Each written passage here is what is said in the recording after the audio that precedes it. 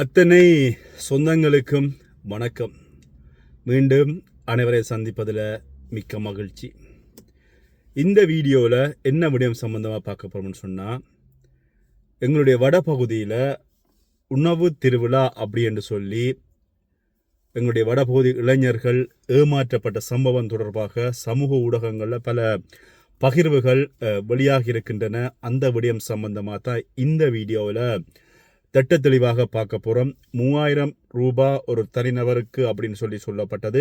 இதனுடைய நோக்கம் என்ன, இதேன் இந்த காலப்பகுதியில் செய்யப்பட்டது, இப்படி பல விஷயங்களை இந்த வீடியோவில் பார்க்கலாம்.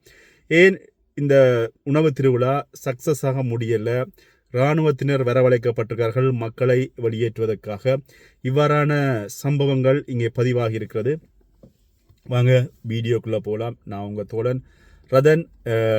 இந்த சம்பவம் தொடர்பாக உங்களுடைய கருத்துக்களை என்னோட பகிர்ந்து கொள்ளுங்க.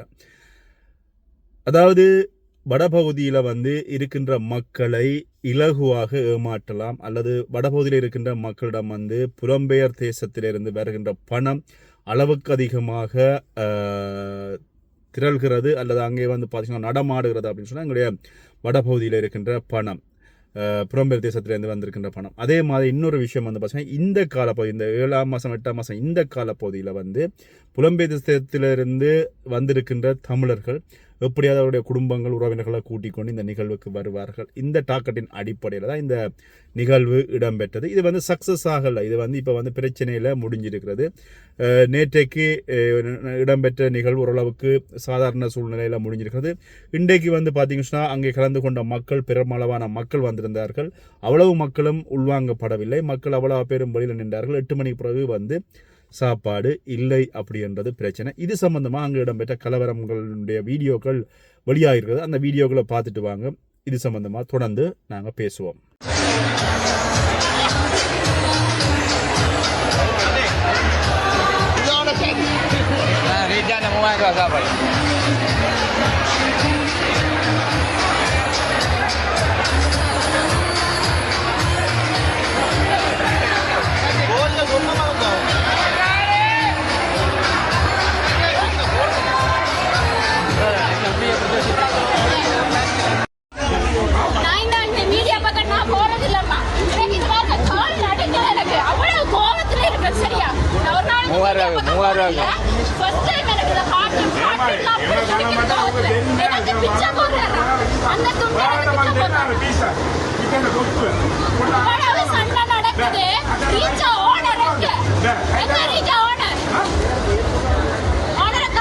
அவர் ஒழிச்சிட்டு எல்லாரும் அவர் செட் பண்ணாங்க, எல்லாம் வருவாங்க. எப்படி இருந்துச்சு சாப்பாடு? எப்படி எங்களை கேட்க சொல்றேன், மைக் அப்படி நான் சொல்றேன்.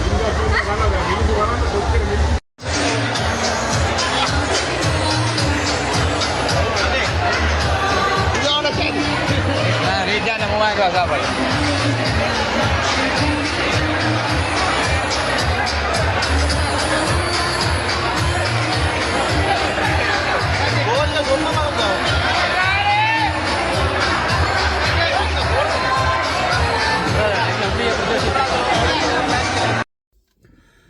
வீடியோக்கள் தெளிவாக பார்த்துருப்பீங்க. அங்கே இருக்கின்றவர்கள் கருத்துக்கள் வெளியிடுகின்றமை, தவறான கருத்துக்கள் வெளியிடுகின்றமை, அந்த குறிப்பிட்ட நிர்வாகத்தை அல்லது அந்த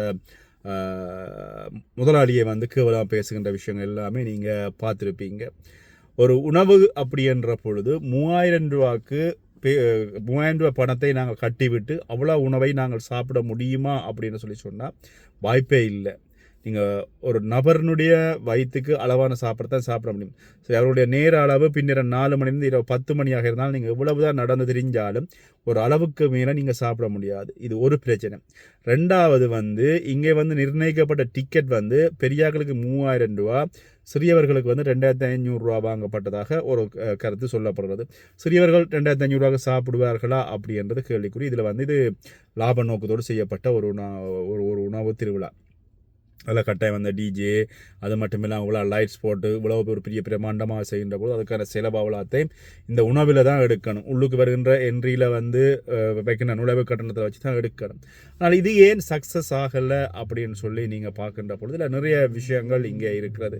குறிப்பிட்ட இந்த நிகழ்வானது பார்த்தீங்கன்னா எல்லாமே QR கோட், அதாவது வந்து டிஜிட்டல் முறைப்படுத்தப்பட்ட தொழில்நுட்பத்தில் தான் இது செய்யப்பட்டது. ஒரு நாளைக்கு இவ்வளவு பேர் தான் உள்வாங்கப்படுவார்கள் என்றதன் அடிப்படையில் அவர்கள் செஞ்சிருக்கலாம்.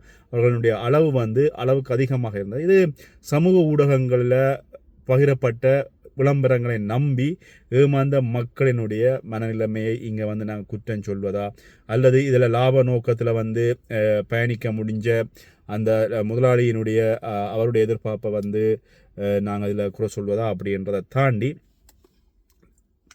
ஒரு நடைமுறை வாழ்க்கையில் இருக்கின்ற விஷயத்த நாங்கள் வந்து பார்த்திங்கன்னு சொன்னால், ஒரு உணவு திருவிழா அப்படின்ற பொழுது இந்த குறிப்பிட்ட உணவு திருவிழாவில் நிர்ணயிக்கப்பட்ட கட்டணத்தை செலுத்தி போகின்ற பொழுது வெளியிடங்களில் வந்து பார்த்திங்கன்னு சொன்னால் அநேகமான சாப்பாடு கடைகள் 2000 ரூபா 2500 ரூபா ஒரு நபருக்கு முடியும்.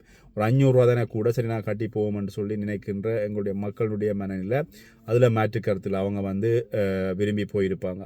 அது மட்டும் இல்லாமல் விரும்பியதை நீங்கள் சாப்பிடுங்க அப்படின்ற பொழுது சரி நாங்கள் ஒரு வித்தியாசமான ஒரு முறையை நாங்கள் அதுக்கு எதிர்பார்க்கலாம் அப்படின்னு சொல்லி போயிருப்பாங்க.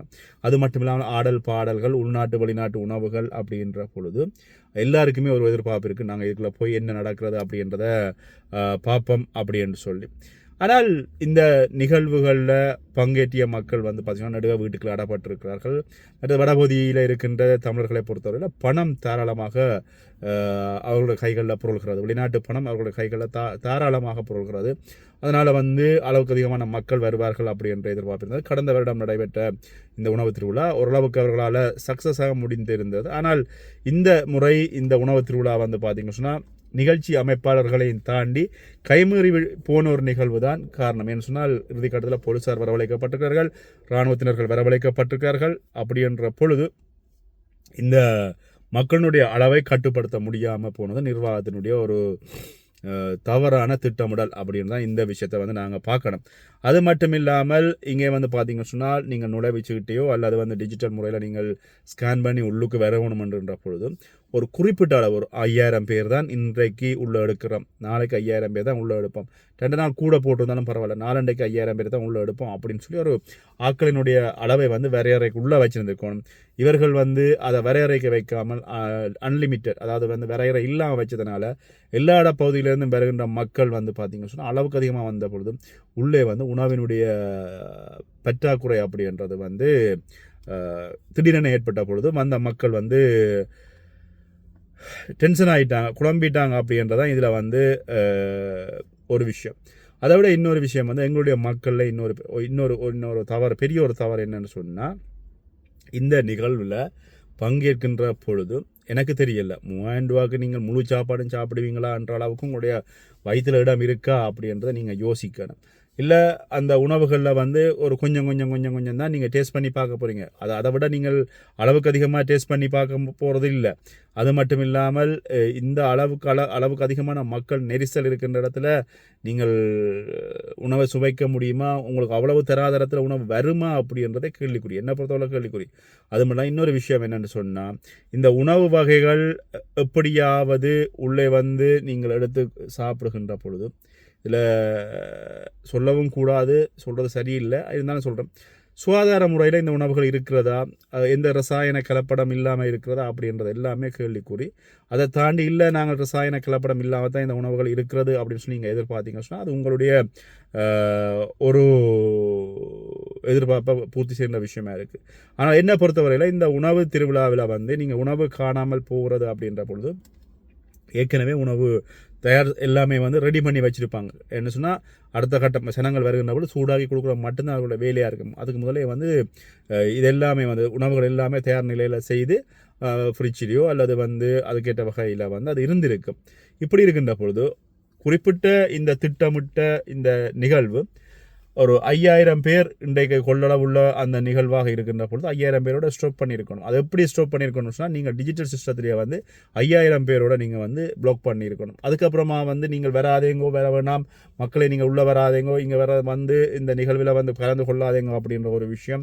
அதுக்குள்ளே வந்து நிற்கின்ற மக்கள் ஒரு சிலர் வந்து நாங்கள் பணம் கொடுத்து நாங்கள் தானேன்றதுக்காக ஒவ்வொருவரும் கதைக்கின்ற விஷயங்களை கூட சமூக வலைத்தளங்களில் நாங்கள் காணக்கூடியதாக இருக்குது. அந்தளவுக்கு எங்களையாக்கள் பணம் கொடுத்துட்டோம் என்று சொல்லி சொன்னால் தாங்கள் எதிர்பார்க்குற அவ்வளோ நடக்கணும் அப்படின்னு சொல்லி எதிர்பார்க்கிறார்கள். இதை விட இந்த விஷயம் வந்து இந்த சமூக வலைத்தளங்கள் இன்றைக்கு வந்து பெரிய ஒரு பேசு பொருளாக இருக்கிறது. என்ன இதில் இன்னும் ஒரு விஷயம் வந்து பேசப்படுறது சமூக வலைத்தளங்களில் தையிட்டி விகாரைக்கான ஆர்ப்பாட்டங்கள் நடக்கிறது. வலிகாமம் மக்கள் காணிக்கான ஆர்ப்பாட்டங்களில் ஈடுபட்டு கொண்டிருக்கிறார்கள். மீனவர்கள் பிரச்சனை நடைபெற்று கொண்டிருக்கிறது. இப்படியான ஆர்ப்பாட்டங்களில் மக்கள் இலவசமாக கூட இவ்வளவு அளவுக்கு அதிகமான மக்கள் கலந்து கொண்டு தாங்கள் எதிர்ப்பு தெரிவிக்காத மக்கள் இந்த உணவு நிகழ்வில் இவ்வளவுக்கு அளவுக்கு அதிகமாக கலந்து கொண்டு தங்களுடைய எதிர்ப்பை தெரிவிக்கிறார்கள் அப்படின்ற பொழுது அந்த ஆதரவை வழங்குகிறார்கள் அப்படின்ற பொழுது இந்த வடபகுதி மக்கள் அல்லது இலங்கையில் வாழ்கிற தமிழர்கள் இந்த ஊடகங்கள் சமூக ஊடகங்களில் சொல்லப்படுகின்ற போலியான விளம்பரங்களை அல்லது பொய்யான விளம்பரங்களை நம்பி அதுக்கு அடிமையாகி வந்திருக்கிறார்கள் அப்படின்ற விஷயமும் இப்போ சமூக ஊடகங்களில் பெரிய ஒரு பேசுபொருளாக இருக்குது. அது மட்டும் இல்லாமல் குறிப்பிட்ட நிர்வாக இயக்குநர்கள் மீது அளவுக்கு அதிகமான வன்மமான கருத்துக்களும் சமூக ஊடகங்களில் பரவலாக இப்போ முன்வைக்கப்படுகின்ற கருத்துக்களாக இருக்குது. எது எப்படியாக இருந்தாலும் இந்த விஷயம் இந்த நிகழ்வு அப்படின்றது இதில் யார் மீது பிள்ளைன்னு சொன்னால் குறிப்பிட்ட நிர்வாகத்தின் மீது நிர்வாகத்தினுடைய கட்டமைப்பின் மீது தான் இது தவறு சொல்ல வேண்டிய கடப்பாடு இருக்குது. ஏன்னு சொன்னால் ஒரு நிகழ்ச்சியை நீங்கள் திட்டமிடுகின்ற பொழுது அதனை சரியான முறையில் திட்டமிட வேண்டிய கடப்பாடு உங்களுக்கு இருக்கிறது. உள்ளே வருகின்ற மக்களுடைய அளவை கட்டுப்படுத்த வேண்டிய கடப்பாடு உங்களிடம் இருக்கிறது. ஒரு உணவகத்தை எடுத்தீங்கன்னு சொன்னால் 40 பேர் தான் ஒரு உணவகத்துக்குள்ளே இருக்கலாம்னு சொன்னால் 41வது ஆளை எடுக்க மாட்டார்கள் இங்கே வெளிநாடுகளில். இதுதான் நடைமுறை. அப்படி இருக்கின்ற பொழுது உங்களுடைய உணவு திருவிழாவில் எவ்வளவு மக்களை உள்வாங்க முடியும், உங்களுடைய கொள்ளளவு எவ்வளவு, உங்களுடைய உணவுக்கான தயார் நிலை எவ்வளவு அப்படின்றது உங்களுக்கு தான் தெரியும். ஒரு உணவு உதாரணத்துக்கு நீங்கள் பார்த்தீங்கன்னா ஒரு பிரியாணி நீங்கள் போடுறீங்கன்னு சொன்னால் 1 கிலோ பிரியாணியில் 7 பேர் சாப்பிடலாம், சில நேரங்களில் 8 பேர் சாப்பிடலாம், இல்லை சிறுவர்கள் என்கின்ற பொழுது சில நேரம் 9 பேரும் சாப்பிடலாம். அப்படி கணக்கு பார்க்கின்ற பொழுது உங்களுடைய கொள்ளளவு எவ்வளவு அப்படின்றத முதல்ல நீங்கள் கணக்கு பார்த்தா நீங்கள் பிரியாணி போட்டிருப்பீங்க. இப்படி இருக்கின்ற பொழுது மற்ற சாப்பாடுகளும் அப்படி தான் போட்டுருப்பீங்க. எங்களுடைய ஆக்கள் என்னென்னு சொன்னால் ஓகே இலவசம் தானே 3000 கட்டிட்டம் தானே நாங்கள் எல்லாத்தையும் சாப்பிடலாம் தானே சாப்பாடை எடுப்பாங்க, அரைவாசியை வேஸ்ட் பண்ணுவாங்க. அப்படி என்ற பொழுது இதை குறிப்பிட்ட நிர்வாகம் சரியான முறையில் திட்டமிடாமல் செய்ததான் இதற்கான இந்த நிகழ்வுக்கான படுதோல்வியாக நான் பார்க்குறேன். நீங்கள் என்ன நினைக்கிறீங்க அப்படின்றத என்னுடைய கருத்துப்பட்டியில் பகிர்ந்து கொள்ளுங்கள். மீண்டும் இன்னொரு வீடியோவில் சந்திக்கலாம். நன்றி.